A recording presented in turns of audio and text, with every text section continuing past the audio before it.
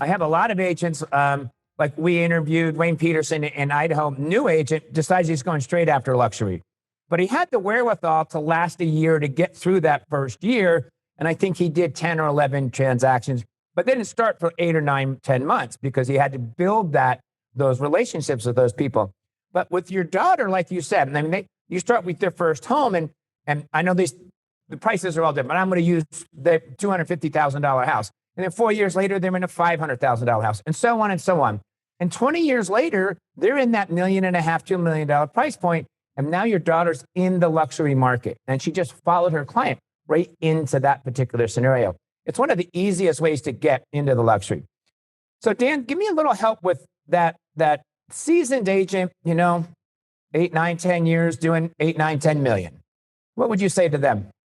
Well, we're seeing a lot of people that still have their feet up on the desk and are waiting for the buyers and sellers to come to them. And we know that's not happening.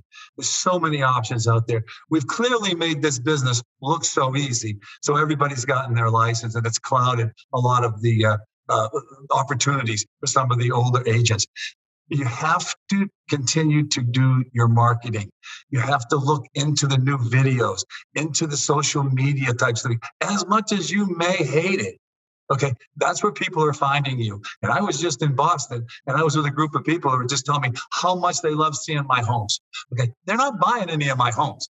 Okay, but they're in Boston. They're part of that network that we have, and they're seeing it. So where else is people being seen, and who have friends there? So you do have to stay as current as possible. And I'm going to say this aloud: it's not always about video. It's not always about the radio and television.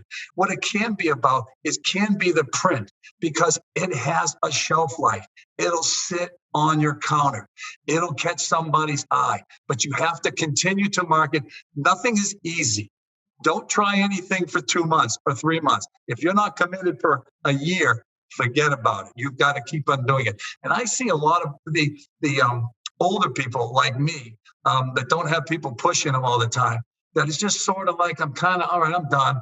I did it my way. I'm not going to spend the money. Hey, it takes money.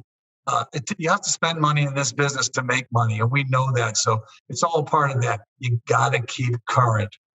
Yeah, I think that's a really good point, Dan. And I know I was an agent, again, 30 years ago, and I did the same thing. I work with buyers, my friends, people I knew at the gym.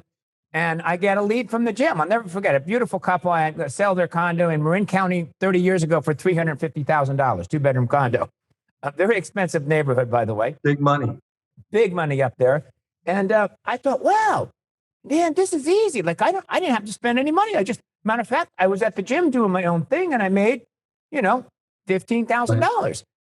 And as you go forward, when it's that easy up front, you're going to get to a ceiling. And I'm probably just going to change the conversation here a little bit, but you get to a ceiling. Like if you have 100 friends, Dan, in your personal sphere, and the turnover rate's 7%, that's the turnover rate in your city. That means people at the 100, 7 are going to move every year. Well, if 7 are going to move every year, that's your glass ceiling on the personal sphere. So what do you do to move that glass ceiling? I guarantee you, of the 102 deals you did last year, they weren't all personal sphere. But you added, when you get a new client, they become personal sphere. And you just keep adding and adding and adding until you got to the point of, $124 million. Really, really, really well done.